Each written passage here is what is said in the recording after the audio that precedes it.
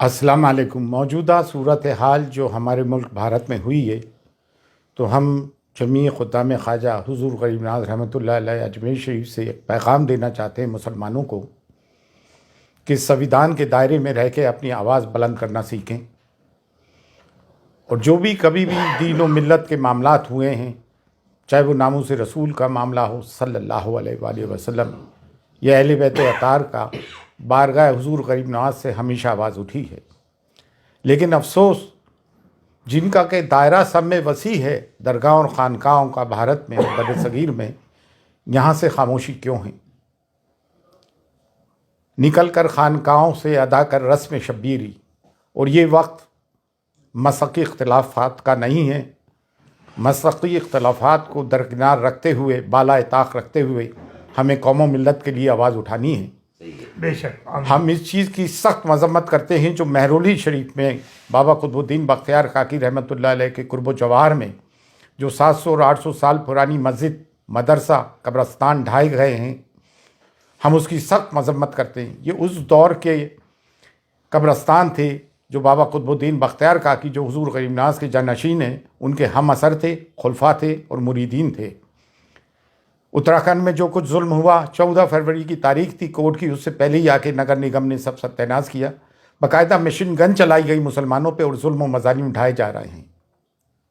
ہمیں وہ UCC برداشت ہی نہیں ہے جو ہماری شریعت میں مداخلت کرتا ہو۔ بریلی میں جو توقیر رضا خان صاحب نے آواز اٹھائی، سویدھان کے دائرے میں رہتے ہوئے جیل بھرو آندولن کا آہوان کیا، جو گاندھی جی نے برٹش پیریڈ کے وقت کیا تھا، وہ بھی ایک سویدھانک طریقہ ہے۔ ہم نے اس کی بھی پرزور حمایت کی ہے۔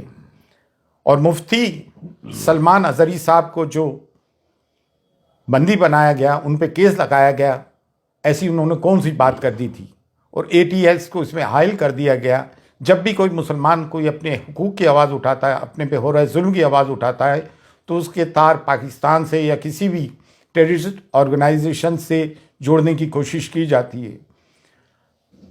صبر کی، سہنشیلتا کی ایک انتہا ہوتی ہے۔ گزشتہ 10 سال سے میڈیا اینٹی اسلام اور اینٹی مسلم اس پر کارمند ہے، لوگوں کے دلوں میں زہر بھر دیا ہے۔ میڈائیول پیریڈ میں تاریخ میں کیا ہوا، ہسٹری میں کیا ہوا، اتہاس میں کیا ہوا، اس کے ذمہ دار ہم قطعی طور سے نہیں ہیں۔ پارٹیشن کے ہم ذمہ دار نہیں، پھر ہمارے پر یہ مظالم اور ظلم کیوں اٹھائے جا رہے ہیں؟ ہندوستان میں ڈائیورسٹی ہے، تمام پھولوں کا ایک گلدستہ ہے، صرف ایک گیندے کا پھول ہی کیوں؟ اس میں چمیلی بھی ہے، چمپا بھی ہے، موگرا بھی ہے، گلاب بھی ہے، سب کو لے کے بھارت بنا ہے ہمارا۔ سویدھان ہمیں حق دیتا ہے، اور اب کوئی بھی نگر نگم کا بلڈوزر غیر قانونی طور سے ہمارے گھروں کو بلڈوز کرتا ہے، تو سب کے سب میدان میں اتر کے آؤ اور سویدھانک طریقے سے اپنے لوگوں کی حفاظت کریں۔ یہ بلڈوزر کی راجنیتی انہوں نے اسرائیل سے سیکھی ہے۔ پھر نیالیہ کس کام کے، عدالتیں، کورٹ کس کام کی؟ اگر تمام کام نگر نگم اور پولیس کر لے گی تو پھر عدالت کس کام کی؟ عدالتوں سے جو فیصلے آ رہے ہیں قانون کی روح سے نہیں آ رہے ہیں، بلکہ آستھا کی روح سے آ رہے ہیں۔ تو اب مسلمان جائیں تو کہاں جائیں؟ اب درگاہ اور خانقاہیں، جن کا کہ سب میں بڑا گہوارہ ہے، جس کی کہ بھارت میں سب میں زیادہ فالوئنگ ہے، آپ لوگ آواز کیوں نہیں اٹھاتے ہو بھائی؟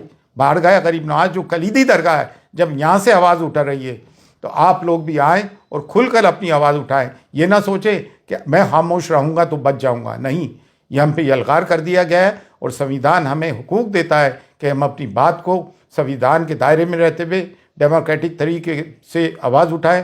آج حضور غریب نواز کی درگاہ تک بھی بات پہنچ گئی ہے، حضور غریب نواز کی شان میں گستاخیاں ہو رہی ہیں، ہمارے نبی کریم صلی اللہ علیہ وآلہ وسلم کی شان میں گستاخیاں ہو رہی ہیں۔ کب تک مسلمان برداشت کرے گا؟ اور اگر مسلمانوں کی عبادت گاہوں پہ بلڈوزر چلنے کے بعد بھی مسلمان چپ ہے تو اس سے بڑھ کے مرداری کیا ہوگی؟ لیکن الحمدللہ اب مسلمان جاگ گیا ہے، ہم سب جاگ گئے ہیں۔ بارگاہ حضور غریب نواز سے بھی صدا بلند ہوتی آئی ہے، اور اب پرزور بلند ہو رہی ہے کہ اٹھو اور اٹھ کے ظلم کے خلاف آواز اٹھاؤ۔ اگر اپنے آپ کو حسینی کہتے ہو اور ظلم کے خلاف آواز بلند نہیں کرتے ہو تو تم کیسے حسینی ہو؟